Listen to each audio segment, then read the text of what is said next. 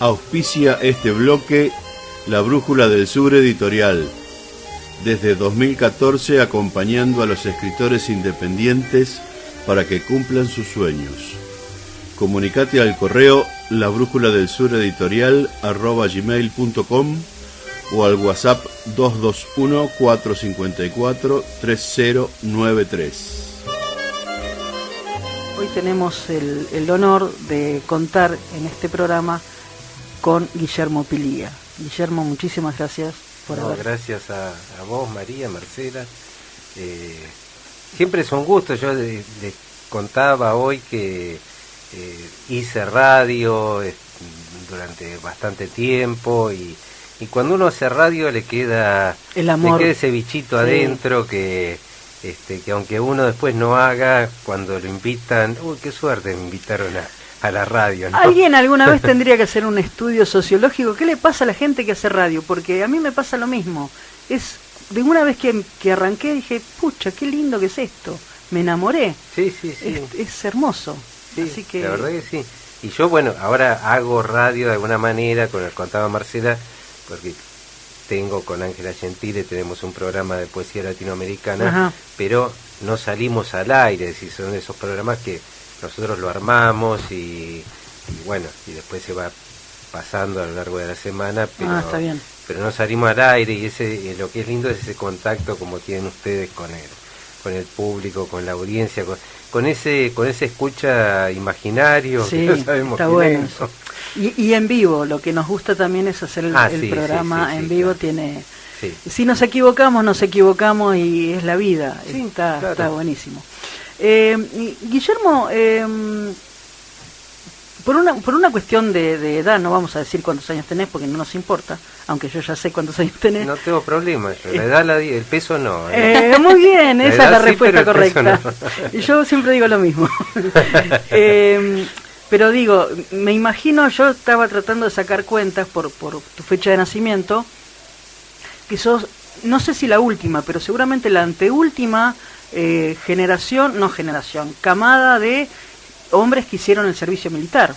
¿O estoy muy equivocada? 57, 58 debe haber sido... Mirá, yo soy clase 58, no tengo problema en decirlo. Yo fui la primera clase que hicimos el servicio militar a los 18 años. Ajá, pero ¿y después de ustedes siguió...? No, después siguió, pero nosotros fuimos la primera clase que lo hizo a los 18 años. Está bien. Es decir, la clase anterior fue la 55, claro, que lo hizo a los 21, y de ahí se saltearon las 56 y 57 y nos agarraron a nosotros, perejiles. Bien. Que sabían un montón de la vida a los 18 años. Y yo además, hablando así con la gente, siempre yo pregunto, me pongo contento cuando encuentro a alguien que haya hecho el servicio militar, porque la mayoría de la gente con la que hablo, de los hombres con los que hablo, no hicieron el servicio militar, salvaron o pudieron salvarse de algún modo. Sí, pudieron salvarse de algún modo, ¿no es cierto? Digo, el único estúpido que hizo el servicio militar... yo militar conozco otros, quédate tranquilo. Pero ¿sabes por qué arranco por ahí? Porque me da la sensación que de algún modo a los hombres los ha marcado, para bien o para mal, este periodo, según mi opinión, totalmente inútil en la vida de una persona, un año y pico de la nada misma, y como leí por ahí que vos empezás a publicar en el periodo de la dictadura militar, y yo asocié servicio militar, colimba, como le decimos generalmente, con tu periodo de publicación, y quería arrancar con esta pregunta. ¿De qué modo afectó en vos este periodo del servicio militar? ¿O cómo lo viviste como para después decir, bueno, ¿en qué influyó o no en tu vida cotidiana? Bueno, el servicio militar para mí fue parte de la dictadura, es decir... Sin duda. Esto empezó en el 76, a mí en diciembre del 76 ya me estaban mandando la convocatoria y hice la revisación médica. En 77 ya estaba bajo bandera, me tocó la Fuerza Aérea en Quilmes y Bueno, la verdad fue un año horrible, yo no tengo ninguna experiencia buena de ese año, no solamente lo habitual de lo que es el servicio militar, que yo siempre fui un activista por la abolición del servicio militar, porque no era ni servicio ni militar, era servidumbre militar, es decir, las Fuerzas Armadas tomaban a los jóvenes que nos agarraban para esto, para servirles a ellos, en definitiva, para hacerle los deberes a la hija del comandante, o en los mejores de los casos, o para limpiar la pileta de natación del casino oficiales, ¿no? Además de las otras tareas, por supuesto, de las guardias y del... Bueno, a mí me era una época muy embromada que era... también tuve que hacer operativos antisubversivos, ¿no? En fuerzas conjuntas con la prefectura y con la policía. Y lo viví horrible, porque además yo decía públicamente que yo si había un enfrentamiento yo no iba a disparar, que yo no, por razones éticas, religiosas, por principios morales, yo no estaba dispuesto a matar a nadie, ¿no? ¿Y eso no te llevó a tener problemas con el sargento, el cabo, no sé? No, en realidad me veían con mucho desprecio, lo cual les agradezco, porque decían que en el primer enfrentamiento me iban a matar a mí, entonces y ahí me dejaban, entonces, pero por suerte, gracias a Dios, nunca, a veces que me tocó salir a hacer estas asquerosidades, nunca tuvimos ningún tipo de enfrentamiento. Yo de verdad nos pasábamos la noche dando vueltas en esos camiones terribles a la casa del hombre, ¿no? Pero sin encontrar presa, ¿no? Por suerte. A la casa con Z. Sí, por suerte. Y también a la casa con S, porque estos operativos se utilizaban para robar. Tenés razón. Para robar. Después algunos oficiales que estaban ahí, terminaron presos por ladrones. Claro. Incluso presos dentro del mismo régimen militar, ¿no? Seguramente no pasaron el porcentaje que debían. Sí. Pero, digamos, sí, yo me considero, volviendo al tema de la escritura, de la generación de la dictadura, es decir, de los que escribimos o comenzamos a escribir bajo la dictadura. Yo empecé a publicar después, es decir, mira, ni bien salí del servicio militar en el año 78, ahí fue donde yo ya escribía de antes, lógicamente, pero ahí fue donde yo me empecé a dar a conocer un poco más como escritor y a participar en grupos literarios y esas cosas, muy jovencito, por supuesto. Y sí, mis primeros libros están muy, muy marcados por el tema de dictadura, veladamente, por supuesto, porque si uno escribía abiertamente, moría, entonces había que escribir de una forma más bien críptica, ¿no? Pero si uno los lee con cierta atención va a ver que, bueno, disfrazado de cuestionamientos metafísicos, esas cosas, está el malestar de vivir en este país bajo ese régimen, ¿no? Fue entonces un periodo, más allá del servicio militar, esta dictadura maldita fue un periodo en que influyó mucho en tu escritura, o por lo menos en la escritura de aquel tiempo, o no era toda la poesía o todo lo que escribías sobre el momento que estábamos pasando.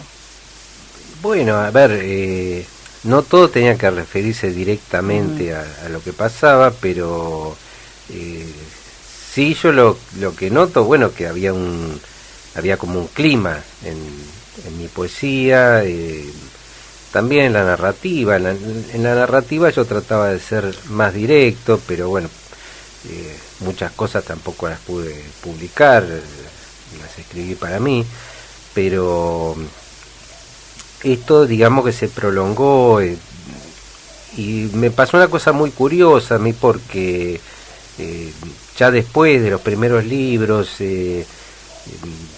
yo seguí escribiendo en ese periodo de la dictadura, seguí escribiendo, y hubo una serie de poemas, por ejemplo, que yo tardé más de 10 años en publicarlos. Y cuando los terminé de publicar, fue para, de alguna manera, exorcizar toda esa cuestión, claro, toda esa cosa luctuosa y de muerte que estaba en mi poesía. Después traté de abrirme a otros temas, a otras inquietudes, ¿no? Pero bueno, la marca esa está, es una cicatriz que no se va a borrar. No se borra. No. ¿Tenés registro de cuándo empezás a escribir? No qué, pero decir, bueno, la primera vez que escribí, o una poesía, un cuento, lo que sea, no importa. ¿Lo hice en tal momento de mi vida? Sí, yo era muy chiquito y ya quería ser escritor, y la idea que tenía de ser escritor era de una persona que escribía alocadamente y que cuando terminaba de escribir una página le hacía un bollo y la tiraba a un cesto y empezaba a escribir otra como loco y terminaba haciendo lo mismo y protestaba. Bueno, esa es una imagen de película, pero yo me acuerdo que tenía una mesita chiquita, una sillita y los papeles y jugaba a ser escritora. No sé qué escribía, pero creo que escribía canciones de las del colegio, de la claro, escuela, ¿no? Como si fueran propias, ¿no? Pero sí, de muy chico yo tuve la idea de que mi destino era un destino literario, como decía Borges, ¿no? Y para bien o mal, y bueno, que todo lo que me iba a pasar en la vida, bueno o malo, iba a terminar transformándose en palabras. Y es lo que pasó. Entonces, ¿puede ser que hayas entrado en la carrera de letras porque querías ser escritor y no porque querías ser docente o investigador? ¿O la docencia venía de la mano también? No, absolutamente. Sí, yo ya, cuando entré a estudiar letras, yo ya era escritor, ya me consideraba escritor, o tenía, aunque inédito y todo, pero ya sabía que mi destino era ese, y que tenía que, como había un mandato también familiar, que uno tenía que seguir una carrera, claro, bueno, todo eso, claro, lo cual provocó me provocó mucho problema en mi casa, porque yo tendría que haber sido médico, claro, y después en el último año dije, no, voy a estudiar letras, ¿no? Y se armó un gran revuelo con eso, pero el tema es que a través de una conversación con un profesor de literatura que yo tenía, que quería mucho, me di cuenta que yo podría haber estudiado medicina, además me gustaba mucho, pero me iba a tener que dedicarme toda mi vida a leer libros de medicina y claro, a especializarme en algo, a leer libros de una especialidad de la medicina, y no me iba a quedar tiempo para lo que a mí me gustaba, que era leer novelas, obras de teatro y libros de poesía, ¿no? Entonces decidí ganarme la vida con algo que estuviera más cercano a mi actividad creativa. Claro. Yo no fui a la facultad pretendiendo que me enseñaran a escribir, ni tampoco que me desalentaran para no escribir más, ¿no? Como les pasó a muchos. Exactamente, eso te iba a decir. Sí. La universidad, algo personal, me parece que coarta un poco la creatividad. Exactamente, que como que la creatividad la va corriendo, o por lo menos en algunas carreras, sí. En alguna época. No, en la época, sí. Cuando él estaba en la facultad, me parece que era había un grupo muy importante de estudiantes, ¿no? Donde me parece que estaban en diferentes grupos literarios y de por ahí de teatro, ¿no? Me parece que iban por ahí también. Sí, pero había que manejarse por fuera de la universidad. Claro. Sí, eso seguro. La facultad directamente te decía el primer día, acá no se viene a aprender a escribir, la carrera es para otra cosa. Bueno, yo lo entendí así también, yo no pretendí nada, saqué muchas cosas buenas de la facultad, saqué además un certificado para poder ganarme la vida, ¿no? Y ganarte la vida en algo que realmente te gusta. En algo que me gustaba, claro, que era la literatura, y después, bueno, mi carrera como escritor y fue por otro lado. Uh-huh. Después, acá mismo y en otros países, bueno, empezó a haber una especialidad también en escritura creativa. Sí. Yo incluso a principio de año estuve dando unas charlas en Colombia estudiantes de esta especialidad, ¿no? Y eso me parece muy interesante, pero en definitiva, bueno, la carrera de escritor se va haciendo de otra manera. ¿Se aprende a ser escritor o hay algo innato en el escritor que después lo puede perfeccionar? ¿O lo puedes aprender de cero? No, yo creo que no. Gottfried Benn decía que se sabe o no se sabe, ¿no? No. Algo tenés que tener. Si existe la chispa y existe ya algo interno, se puede perfeccionar, lógicamente, ¿no? Y es bueno además que se perfeccione. Si yo nunca voy a aconsejar a ningún escritor que se deje llevar por su inspiración y que hace lo que quiera, vos escribís libre, cuando te venga la gana, es un trabajo el de escritor y como todo trabajo exige también un entrenamiento, exige conocimiento, perfeccionamiento, todo eso hay que hacerlo, es decir, dejarse librado a la pura intuición y al puro sentimiento no conduce a muy lejos eso, ¿no? Sí, por lo menos no algo bueno o algo por lo menos que pueda ser leído sin cara de qué feo que es esto. No. Se puede perfeccionar la escritura personal, lógicamente, claro. Los talleres sirven para eso, sirven para formar lectores también, para muchas cosas. Ahora, de la nada sacar un escritor me parece que no, es lo mismo que de la nada sacar un futbolista, ¿no? Claro. O sea, hay algo que tenés que traer. Porque yo primero te quiero preguntar, más poesía que narrativa, sí, es tu escritura. Y mi vida se fue inclinando un poco por ese lado, pero hoy me decías si poeta o escritor, claro. A mí me gusta la palabra escritor, pues, ahora, la palabra poeta también es muy linda, pero son palabras que tienen una larga tradición, pero el primero que circunscribirme a poeta no sería justo, porque yo escribo otras cosas, claro. También escribo narrativa, escribo ensayo, si bien me dediqué a publicar más de lleno la parte de narrativa, de poesía, ¿no? Pero siempre por ahí aparezco con algún cuento, por ahí se va publicando. Ahora hace poquito en Francia publicaron uno, pero yo me considero escritor más que poeta, pues escritor es una palabra más amplia, y la palabra poeta da una sensación como de esa cosa del vate, del iluminado, claro. De la persona que está fuera de la realidad, del inspirado.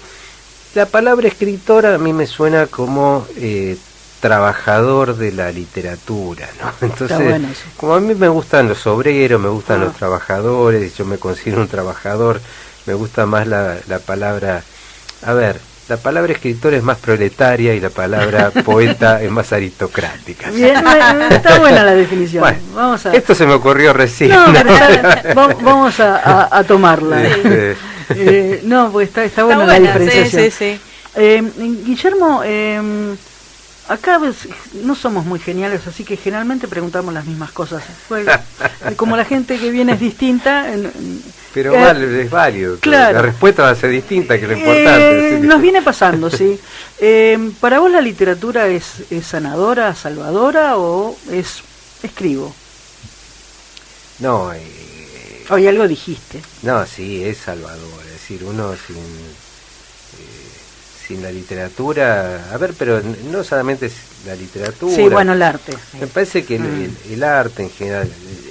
La vida humana sería muy, muy triste, muy aburrida y muy opaca, y no sería humana si no existiera el arte, ¿no? Sin duda. Si el arte es lo que nos hace humanos, es decir, ¿por qué pintamos, por qué escribimos, por qué hacemos música? Y porque somos miembros de la raza humana. Es decir, si fuéramos otra especie animal no haríamos estas cosas, ¿no? Entonces, y a través de esas actividades creo que se vuelcan y se canalizan muchas cosas.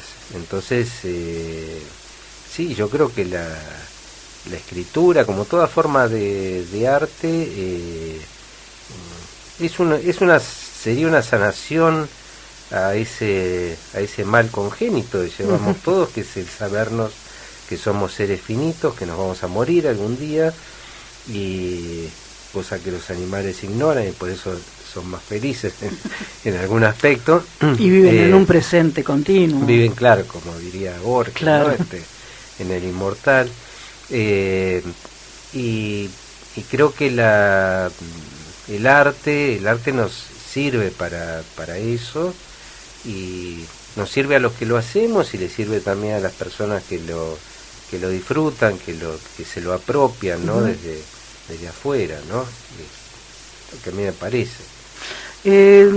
Vimos que tenés ahí alguna cosita para leernos, no importa qué, siempre pedimos bueno, alguna lectura, no importa qué, no importa cuánto dure, no importa, es a gusto del invitado. Bueno, gracias, pero yo venía escuchando el programa, el tema de las madres, del Día de la Madre, que se viene ya encima, lo tenemos ahí nomás, y a mí me costó mucho ya llevo 40 años de escritor édito, ¿no? Siempre me costó mucho hablar de las cosas más sencillas, siempre me costó mucho expresar mis sentimientos más sencillos y más vitales, ¿no? Y tal vez las cosas más sencillas y más entrañables, como dije en algún poema, son las que se van a quedar sin registro, las que van a quedar inéditas. Siempre me costó mucho escribir sobre mi hijo, sobre mi padre, sobre mi madre, bueno, pero algunas cositas por ahí salen, aparecen, o han ido apareciendo en algún momento de mi vida donde traté de soltarme un poco más hacia eso, ¿no? Antes de que leas, ¿sabés que te cuesta escribir sobre determinadas cosas? ¿Sabés por qué te cuesta? No para que lo digas, pero sí, ¿tenés conciencia del por qué te cuesta? Sí, porque por una cuestión de pudor, de no mostrar por ahí los sentimientos más íntimos, ¿no? Porque el arte por ahí es otra cosa, no es lo que piensa la gente, que es desnudar el alma y mostrarse. A veces hasta puede ser obsceno eso, ¿no? El arte es una construcción, es un trabajo en el cual están implicados los sentimientos de uno, pero también una gran parte de técnica y otras cuestiones para lograr un producto bello, y bueno, y además ciertos prejuicios de que a lo mejor ciertos temas que parecen muy simples no tienen la trascendencia que se espera, ¿no? Pero yo en algún momento, bueno, traté de irme sacando todo esto y aparecieron algunos poemas donde hablo de mi abuelo que no conocí, y de mi abuela que sí, y de mi padre, y de su cantando tangos cuando yo era chico, y de algún poema donde también aparece la figura de mi hijo y mi madre también. Está bueno pensar esto, ¿no? Que el escritor no es en tanto se desnude frente al otro, sino tal vez cuando más muestra aquello que no es propio, como que hay un trabajo mucho más elaborado detrás de lo que se escribe, ¿no? Sí, claro. Esta sensación de que, bueno, me corté el dedo, voy y escribo, pero estás contando. No, además no sé a quién le puede interesar eso, claro. Es decir, el cortarse un dedo no es un tema, pero hay otros que sí, pues, que yo, padre, madre, hijo, sí, tenemos casi todo, entonces, sí, o hemos tenido, entonces son temas que por ahí llegan un poco más, pero ya se ha escrito tanto sobre eso. Exacto. Lo mismo que el tema del amor, ¿no? Que sí, que Rilke recomendaba que escribieran más ya sobre el amor, porque ya se escribió tanto que para qué vamos a sumar algo nuevo, qué podemos sumar de nuevo a una tradición tan larga. De todas formas, uno escribe también sobre el amor, ¿cómo no vamos a escribir? Algo que tampoco hay tantos temas sobre los cuales escribir, ¿no? Claro, y no, los temas son siempre los mismos, claro. Y después la gracia está como lo presenta cada uno, ¿cierto? Sí. Te escuchamos. Bueno, voy a leer un poema que se llama Las Cruces. Uh-huh. Cuando era niño, mi madre me hacía con la tijera una cruz en las uñas para que no se me encarnasen. Y antes de apagar la luz, siempre rezaba, con la mano apoyada sobre mi frente. Nunca supe qué oraciones decía, ni a quién me encomendaba, pero yo ya comprendía que hay palabras ocultas, que hay palabras y hay gestos y hay historias que es mejor ignorar. Y qué largos eran, Señor, aquellos días secretos, aquellas noches de pasos extraños, cuando mis uñas, mi cuerpo, crecían sin conciencia. En cada uña mi madre me hacía con la tijera una cruz para que no se me encarnasen. Y así he llevado, también de grande, el alma marcada con otras cruces invisibles, igual que si la carne fuese un mal, la ignorancia una dicha.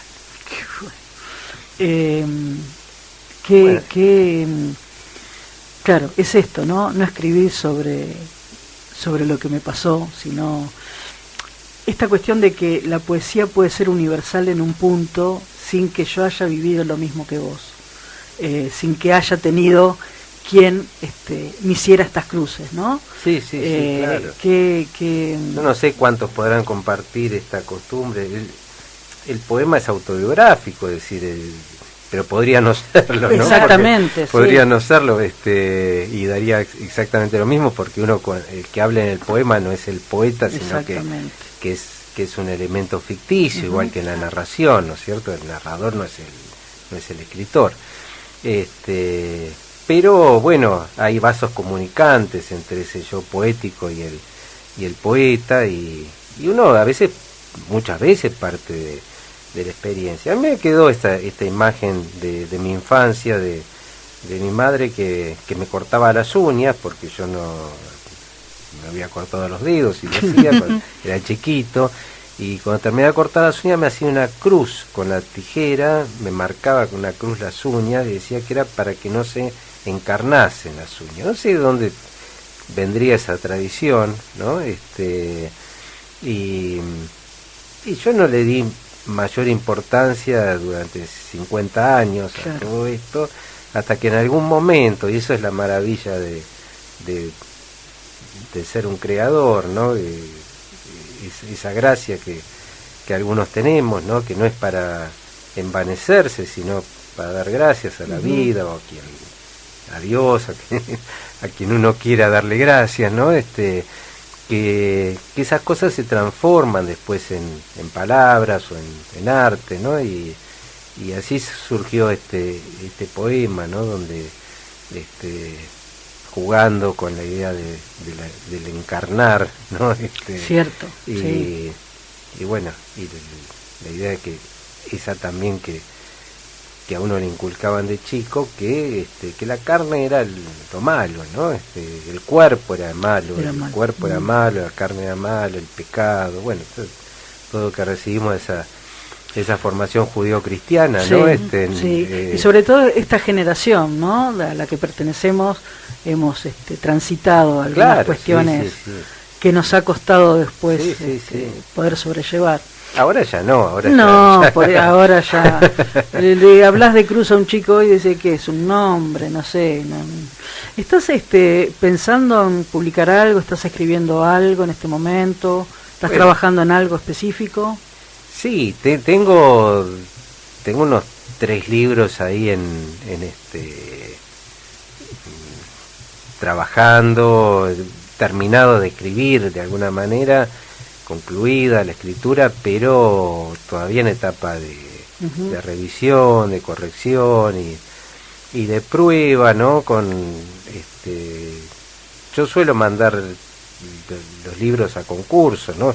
Cada vez puedo mandar a menos concursos, la verdad es esa, pero a medida que uno tiene más años y más carrera, se le van cerrando las puertas, ¿no? Pero yo los mando sobre todo para ver si tengo alguna opinión, ¿no?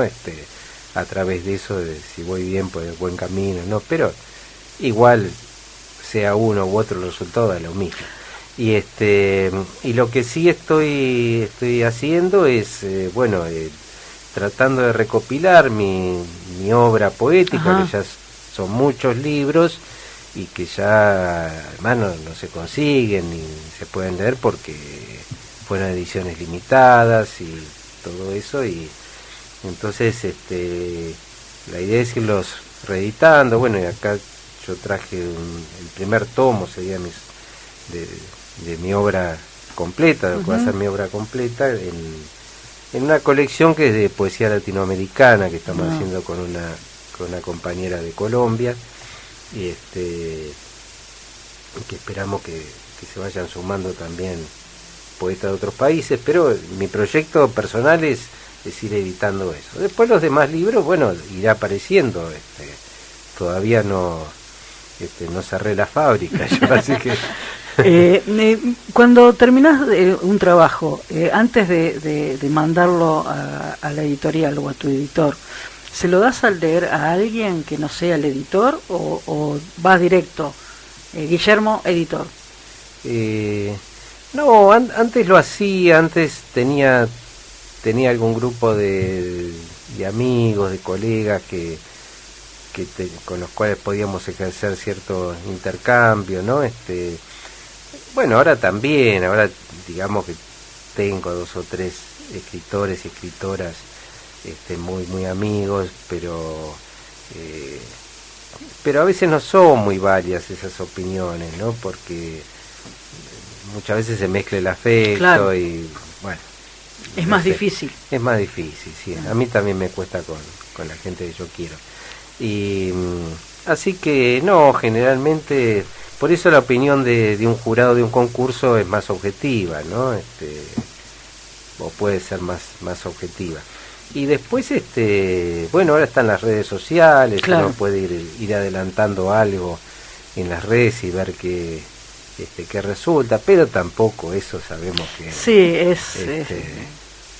a mí me pasa a veces de publicar algo y ya lo termino de publicar y ya me están poniendo me gusta, ¿no? Digo, ¿cómo me pones me gusta? ¿Ya lo leíste y lo entendiste? Si el poema lleva su tiempo de lectura y de reflexión, y está bien, yo te agradezco, me pones me gusta, pues sos mi amigo y todo, pero léeme, por favor. Guillermo, por ahí la idea del programa generalmente es hablar con el escritor más con la persona, y aunque se hable de literatura, que hacer un raconto de su vida pública. Sí. Todo el mundo sabe quién es Guillermo Pilía en esta ciudad y nosotros no vamos a descubrir la pólvora.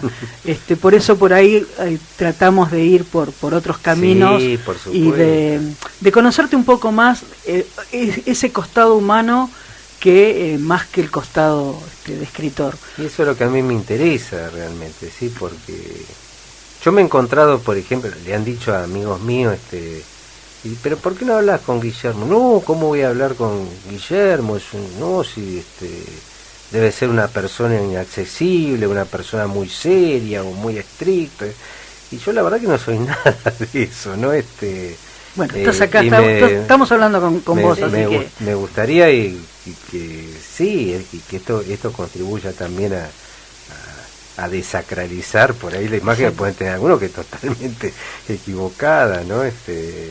Y de hecho te convocamos y fue un sí inmediato, así que para los que estén escuchando y tengan ganas de conversar con Guillermo Pilía, no vamos a dar su teléfono, por supuesto, pero no es una persona inaccesible, es todo lo contrario. Guillermo, 1.000.000 de gracias, fue realmente gracias, un gustazo tenerte. Te conocíamos, pero este contacto desde otro lugar, está buenísimo tenerlo con la gente que uno conoce también, así que realmente muchísimas gracias y te deseamos lo mejor que pueda pasarte y ojalá que pronto estemos leyendo más cosas tuyas. Bueno, yo soy el agradecido y yo le deseo lo mejor para el programa que está muy lindo además, se los digo también como hombre que ha hecho radio, me gusta mucho el formato que tiene y el estilo y la buena onda que es lo único que tiene este programa es buena onda y buenos invitados y un buen operador. Falta la otra M que yo también la conozco, la otra M que falta, pero suponemos que no faltó porque venías vos, vamos a creer, no sé, eso lo vamos a tener que aclarar. Después lo charlamos. Sí, lo aclaremos fuera de micrófono. Muchas gracias a todos.